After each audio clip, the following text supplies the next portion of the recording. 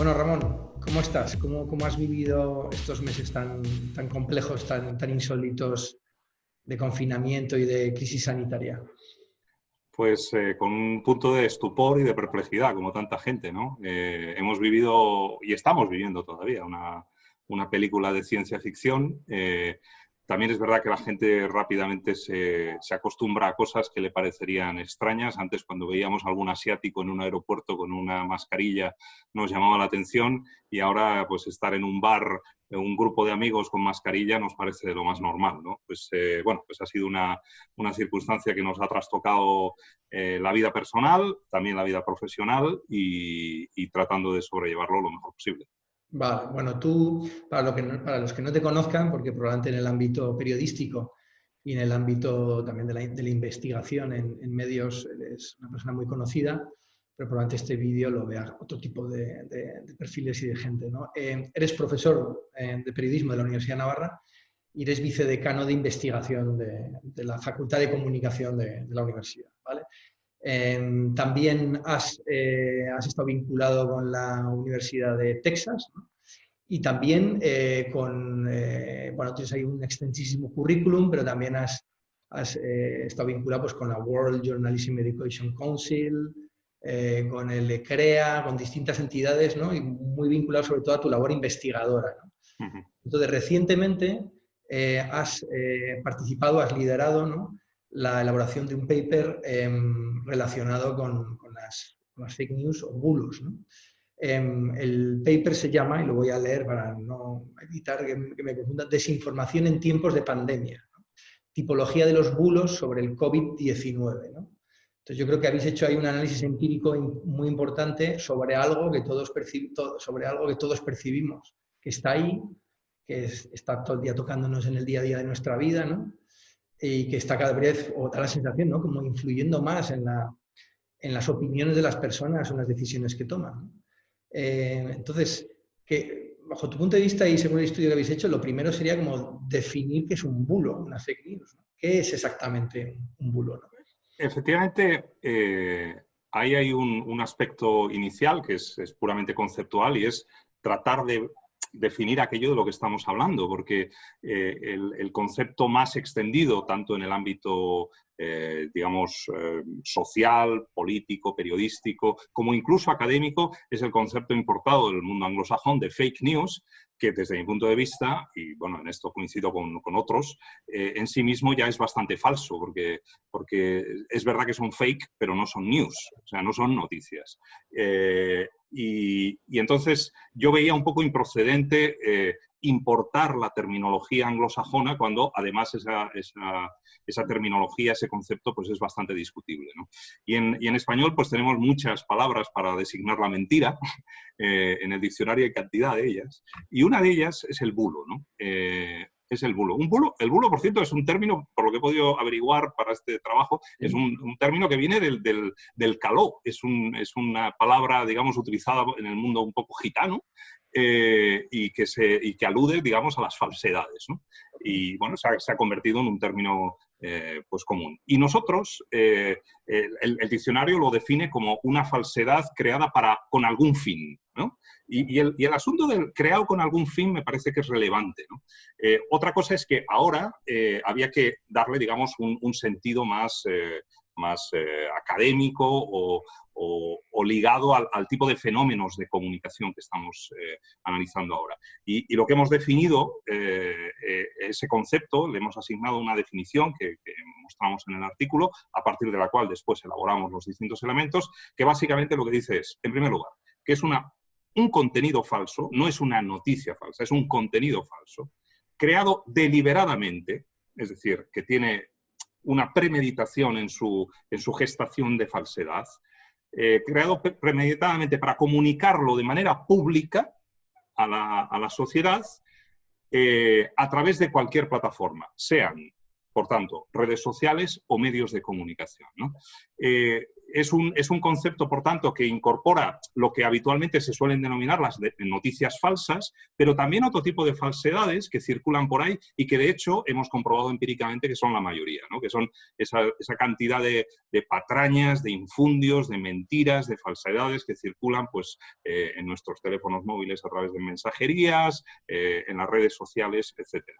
Porque, claro, hay mucha gente, cuando hablas de este tipo de no sé, fenómeno o concepto, no sé cómo llamarlo exactamente, mucha gente dice, bueno, pero esto no es nada nuevo, ¿no? Ha existido siempre, ¿no? O sea, siempre ha habido gente que a través de esas falsedades, ¿no?, interesadas, ¿no?, ha querido convencernos de algo, ¿no?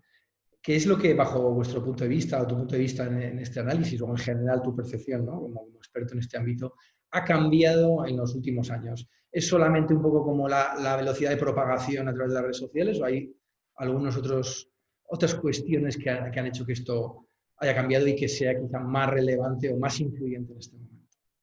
A ver, la mentira, el fingimiento, esto es algo consustancial al ser humano. También, de hecho, lo tienen otros animales que, en fin, que hacen algún tipo de artimaña pues, para emular quienes no son, para parecer más grandes. O sea, la mentira es algo animal y, de hecho, es algo específicamente humano, ¿no? Y luego, cuando a lo largo de la historia se han producido fenómenos de comunicación, de relación social, gestionar interesadamente la información, esto ha sido algo esencial pues, para generar ventajas o atacar al adversario, ¿no?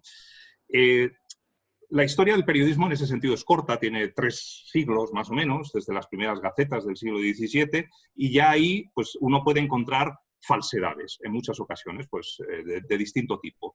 Lo que ocurre es que las falsedades pueden ser bien fruto de un error o bien fruto de un tipo de gestión premeditada del contenido, ¿no? Y durante el siglo XX, claro, de las falsedades se pasó al concepto de propaganda. Durante pues, las guerras mundiales, gestionar mensajes de manera quirúrgica para tratar de mermar un poco pues, la fortaleza o el ánimo del adversario. Este tipo de cosas se hacían, ¿no?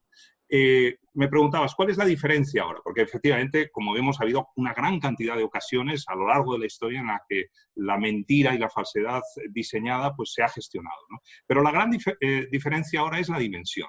Porque las redes sociales, Internet en general, lo que les proporciona es esa visibilidad y esa capacidad de que todos los ciudadanos, no simplemente aquellos que tienen acceso a los grandes canales de comunicación, sino prácticamente cualquier ciudadano, se convierte o bien en emisor o bien en colaborador indeseado de la difusión de ese tipo de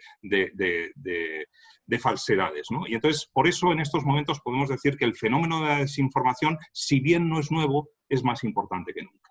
Claro.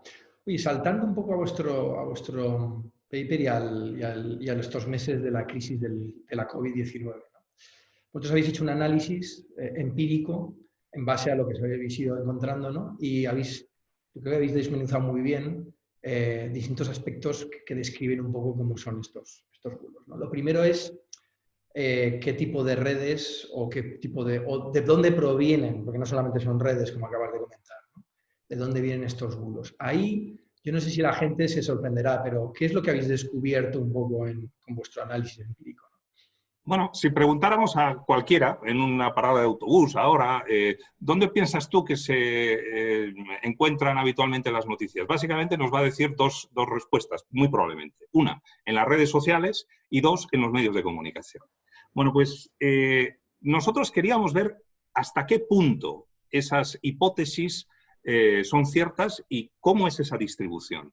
Y lo que nos hemos encontrado es que 9 de cada 10 de los contenidos deliberadamente falsos que consumimos habitualmente a través de distintos canales se están distribuyendo a través de las redes sociales. Y en cambio, apenas un 4%, luego hay otros canales un poco intermedios, apenas un 4% pues nos están llegando a través de los medios de comunicación. Ojo, con esto no estoy queriendo decir que los medios de comunicación no se equivocan, porque la equivocación es algo consustancial de cualquiera que está emitiendo información. Pero una cosa es errar en algún matiz o en algún dato de una información y otra cosa es diseñar un contenido para engañar a alguien, ¿no?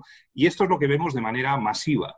sobre todo en las redes sociales. Y dentro de las redes sociales habría también que distinguir, porque los canales por los cuales se están diseminando más las falsedades son las aplicaciones de mensajería, que bueno, algunos los incorporarán dentro de las redes sociales y otros los sitúan en otro terreno, y luego están específicamente las redes sociales por las cuales pues, nos referimos a Facebook, a Twitter, a Instagram, a este tipo de plataformas, ¿no?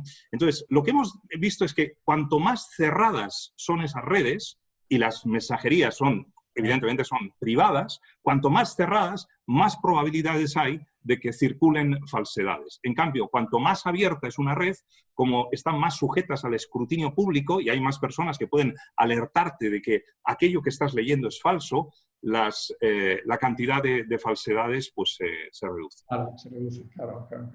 Sí, además yo creo que hoy en día la mensajería, ¿no? Sobre todo pensando un poco en WhatsApp, que al menos en España es como la aplicación de mensajería más global, porque no es así en otros países. Muchas veces estamos aquí en España, pensamos que todo el mundo utiliza WhatsApp de la misma manera que aquí, pero sí que es cierto que se reproducen ciertos comportamientos parecidos, ¿no?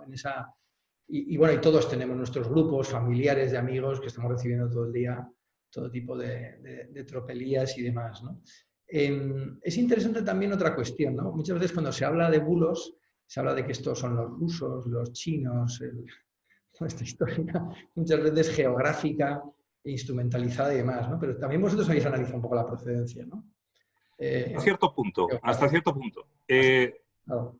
Queremos, en este artículo, que es, de hecho, el primero de una serie, forma parte de un proyecto de investigación que nos ha financiado la Fundación BBVA, y entonces es un proyecto a 2 años, que ha comenzado, de hecho, el 1 de mayo, con lo cual, pues estamos apenas en los primeros compases, ¿no? Bueno, pues lo primero que hemos hecho ha sido identificar la tipología de los bulos, pero una de las cosas que queremos ver es precisamente esto que me estabas preguntando. ¿De dónde vienen esas falsedades y quiénes inoculan esos contenidos falsos en las redes, ¿no? Me imagino que será difícil, muchas veces muy difícil de rastrear y saber realmente el origen real, digamos.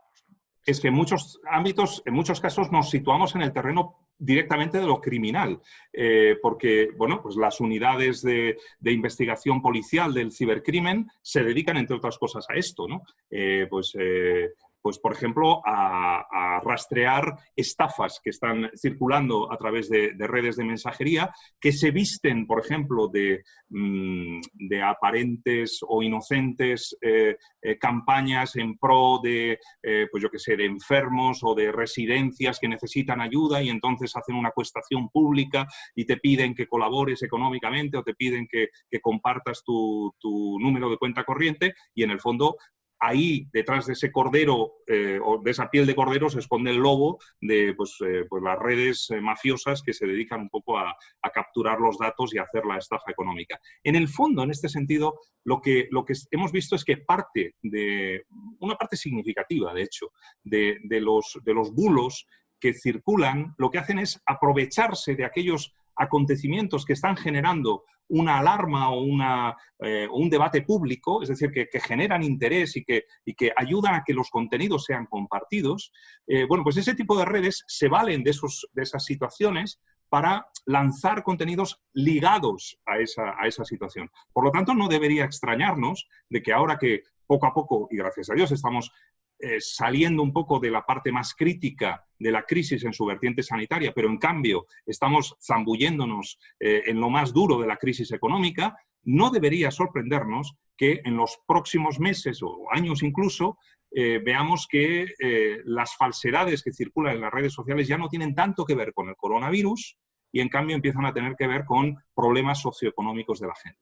Claro, me imagino, ahí está un poco la temática, ¿no? Me imagino que esto irá evolucionando, ¿no? En el análisis que habéis hecho hasta ahora, porque claro, lo que nos ha pasado a todos es que a medida que íbamos teniendo conversaciones con nuestros amigos, familiares, pues todos nos íbamos convirtiendo en mini expertos en todo este tema del cuñadismo, ¿no? Que se habla también bastante, ¿no?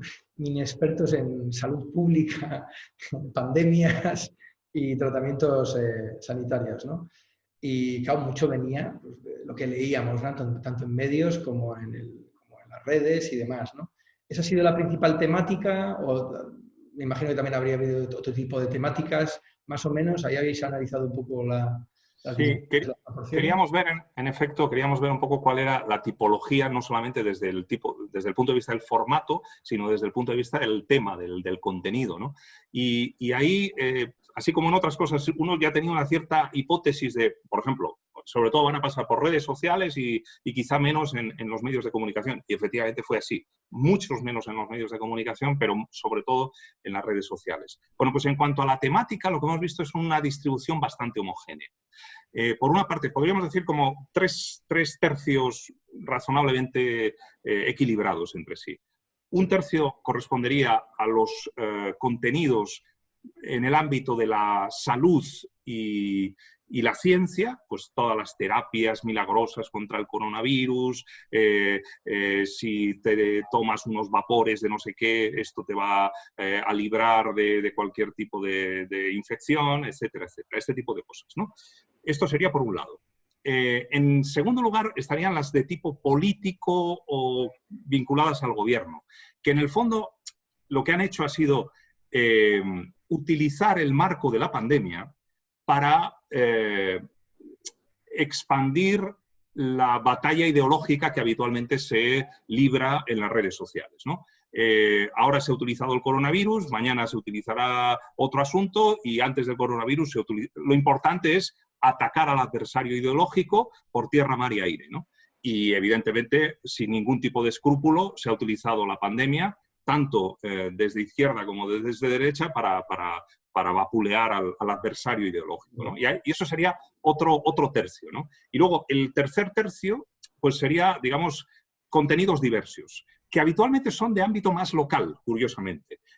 Son bulos que tienen un alcance más limitado, a veces una ciudad, una comarca, donde se dice, pues yo qué sé, que hay riesgos si sales a tal calle porque ahí hay alguien infectado, o yo qué sé, supuestos avisos de seguridad ciudadana, se puede salir a esta hora, pero a esta no, y si sales aquí, pues te van a multar.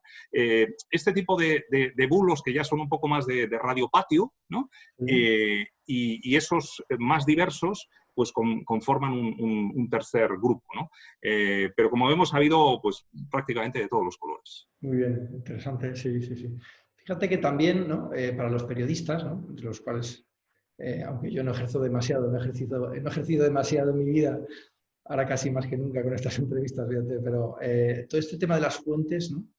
Son como muy importantes, ¿no? O sea, a mí me pasa mucho claro, yo tengo familiares, bueno, y amigos también, pero sobre todo familiares ya de cierta edad, ¿no? Que han sido muy consumidores de medios y de prensa escrita y de información, y que además gente cultivada, gente, la verdad es que con bastante criterio, ¿no? Pero yo me he dado cuenta lo expuestos y en cierta manera poco capaces o poco dotados de poder discriminar, ¿no? Cuando le reciben las cosas, ¿no? Y siempre esto de la fuente, ¿no? Es que me lo ha mandado fulanito, ¿no? Es que me lo ha mandado mi amigo tal, que es un tipo que está muy informado, ¿no? Y claro, yo a veces me he dedicado en los grupos de WhatsApp a desmentir ciertas cosas, porque yo iba a decir, esto es una burrada, iba, yo qué sé, a Maldita o a un sitio de estos y entonces mandaba un link y decía, mira, ves, es que esto no, lo siento, porque la fiesta y el regocijo era mundial, ¿no? Pero lo siento, pero esto no es cierto, o es medio cierto, o medio mentira, ¿sabes? ¿No? Ahí, claro, yo creo que nos falta probablemente en general, socialmente, ¿no? Desde un punto de vista social, ciertas claves, ¿no? Para detectar, ¿no? Y una es identificar la fuente, ¿no? Nosotros lo mamamos mucho como periodistas, pero el resto de la gente, pues lógicamente no tanto. Absolutamente. Yo creo que sí, sí. la pandemia ha tenido una faceta y está teniendo una faceta sanitaria indudable, pero también hay otro vector de la pandemia u otro tipo de pandemia, ¿no? La Organización Mundial de la Salud lo calificó como infodemia, ¿no? Y es esa exposición que tenemos a contenidos contaminados de los cuales nosotros nos convertimos también en difusores. Exactamente igual que ocurre con el coronavirus. Es decir, nosotros podemos ser contaminados por terceros y actuar como agentes contaminantes, ¿no? O agentes infecciosos en este caso. Entonces, lo cierto, en la línea de lo que decías antes, hay una serie de mecánicas un poco perversas que confabulan un poco contra la verdad en las redes sociales, ¿no? Tú decías que, por ejemplo, adoptas un protocolo, y es que cuando en alguno de los listas o foros de WhatsApp, con familiares, con amigos, con colegas de trabajo, ves alguna falsedad, pues tratas de comprobarla y aportas una información pues que, bueno, pues Bueno, que ya, refuta. hasta que te aburres ya o terminas agotado, ¿no? Y Por entonces, eso te iba a decir ese es el que problema. supongo que con muy poco éxito, Que yo creo porque que ya te has quedado, la gente ya sí, te sí, quedas, ¿no? Sí, sí, sí. hay dos posturas psicológicas ahí. Una, la tuya, que es, bueno, voy a tratar de atajar esto, y es enormemente loable que tú aportes, pero luego los usuarios tienen una cierta, lo que se llama, me sale en inglés, confirmation bias, ¿no? El sesgo de confirmación, ¿no? La idea de que cualquier tipo de dato refuerza las posiciones que tienen de partida. Y entonces, el hecho de que tú aportes un dato en contra prácticamente no les mueve lo más mínimo de su posición inicial, porque ellos están convencidos, y por eso lo han hecho, de que aquello es cierto. No lo hacen llevados por la maldad o por las ganas de tergiversar, sino porque están convencidos de que aquello es cierto, aunque no lo sea, ¿no? Y nos ocurre a todos, ojo, lo del sesgo de confirmación nos ocurre a todos. Pero esa es tu postura. Pero hay una segunda postura que, de hecho, yo creo que esto habría que verlo, pero también es muy extendida o incluso más extendida, y es la de abstenerse. La de decir, vamos a ver, yo estoy en un foro, veo que alguien hace circular una falsedad, a mí me ha ocurrido mucho durante la pandemia aquí a escala local, pues formo parte de algunos foros de amigos y no sé qué, y entonces, que más que menos, cada vez lanzaba fijaos lo que está pasando, ojo con lo que va a ocurrir, porque fíjate lo que ha ocurrido en Noain. Digo, a ver, entonces, tú sabías, te informabas a través de fuentes solventes de que aquello era una absoluta falsedad o una tergiversación, pero decías, bueno, ¿y si comparto ahora una refutación de esto? Primero, a la gente le va a dar igual, porque el que estaba convencido va a estar convencido. Y el que ha compartido esa información se va a sentir señalado y probablemente molesto, porque no va a entender que estoy tratando de corregir su información, sino que le estoy enmendando la plana a él personalmente. Entonces, por eso digo que hay un círculo psicológico perverso del que se valen los creadores de las falsedades, porque convierten en colaboradores indeseados o inadvertidos, en este caso habría que decir, a millones y millones de usuarios de las redes. Oye, y por ejemplo, ¿tú crees que esto que ha hecho ahora Facebook recientemente WhatsApp, para limitar un poco el compartir de una manera tan sencilla y tan global toda esta historia, ¿tú crees que este tipo de acciones, este tipo de cosas que, bueno, son realmente o pueden ser efectivas? O sea, que realmente esto puede contribuir a que todos estos hilos y todo esto se corte, o que al menos sea más difícil, ¿no? Decía mi abuela que hay dos formas de matar bichos. Una es matar moscas a cañonazos, y otra, matar vacas a pellizcos. Entonces, en el primero tú te estás pasando, en el segundo no vas a conseguir matar. Bueno, pues en este caso son intentar matar vacas a pellizcos. ¿Por qué?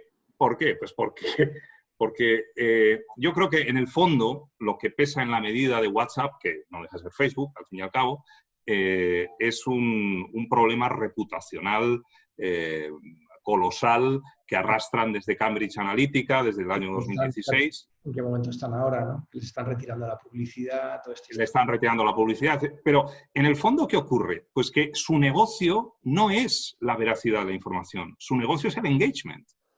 Y curiosamente, la falsedad en muchas ocasiones genera mucho más engagement, y la confrontación ideológica genera mucho más engagement que la verificación. Oye, no, que esto es falso. Ah, entonces ya no nos interesa. No. A Facebook le interesa que te interese y, Claro. que tú estés todo el día rebozado en el barro.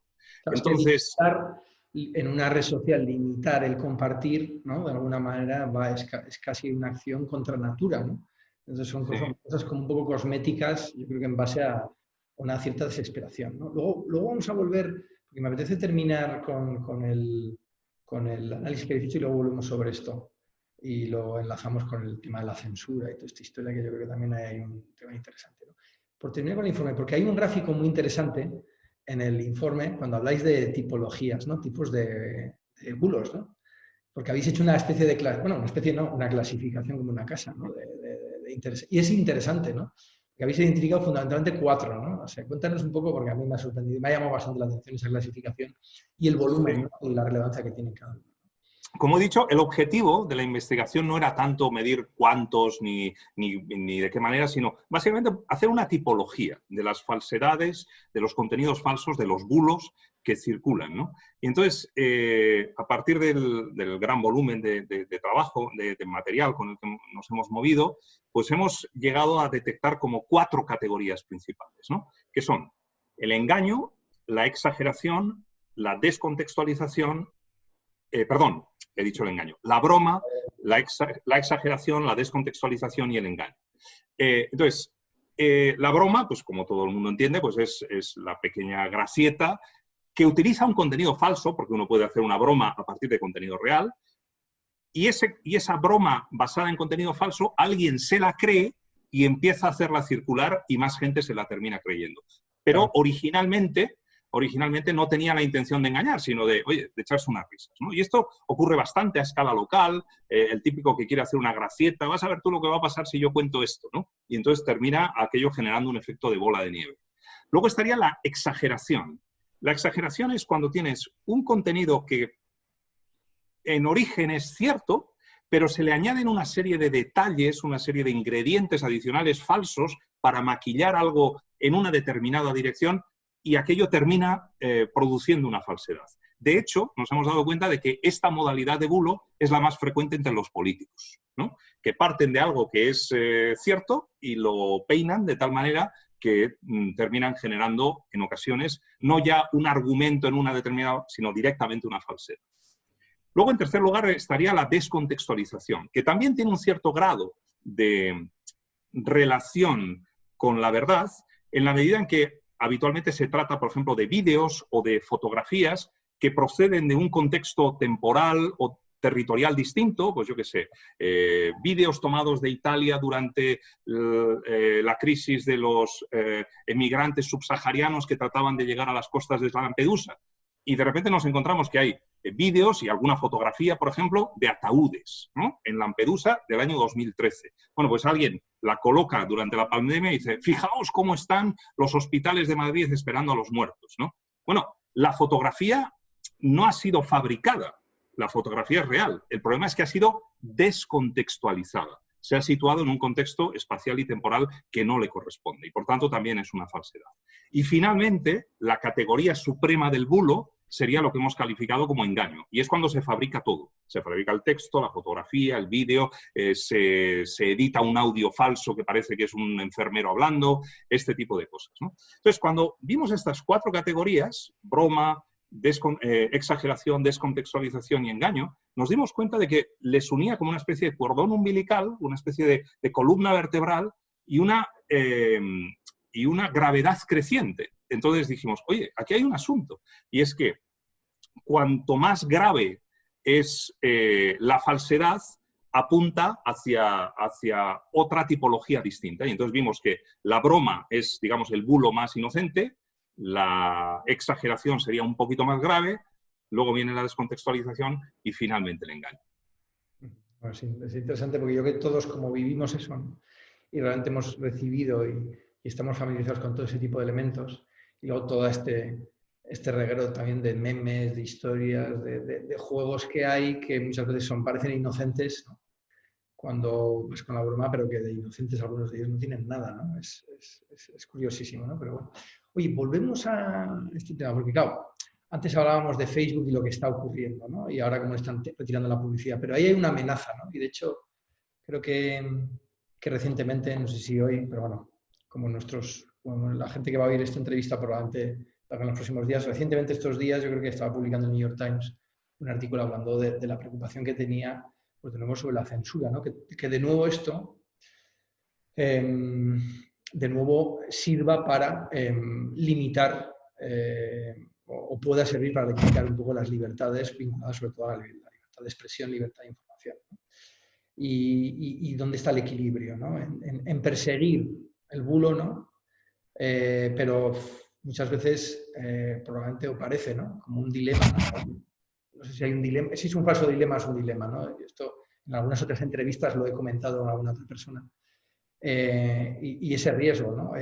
¿Qué buscamos, ¿no? Buscamos que la gente cada vez esté mejor informada, pero quizá las redes sociales han sido un gran salto y han ayudado mucho, pero al mismo tiempo tiene estos riesgos, ¿no? Y el limitarlo puede suponer pues también una limitación en nuestras libertades, ¿no? ¿Cómo ves tú un poco esta situación?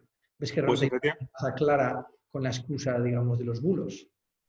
no, efectivamente es un peligro, porque la tentación de caer en soluciones autoritarias para tratar de salvarnos de este problema e imponer la verdad incuestionable, eso es pura y directamente totalitarismo, ¿no?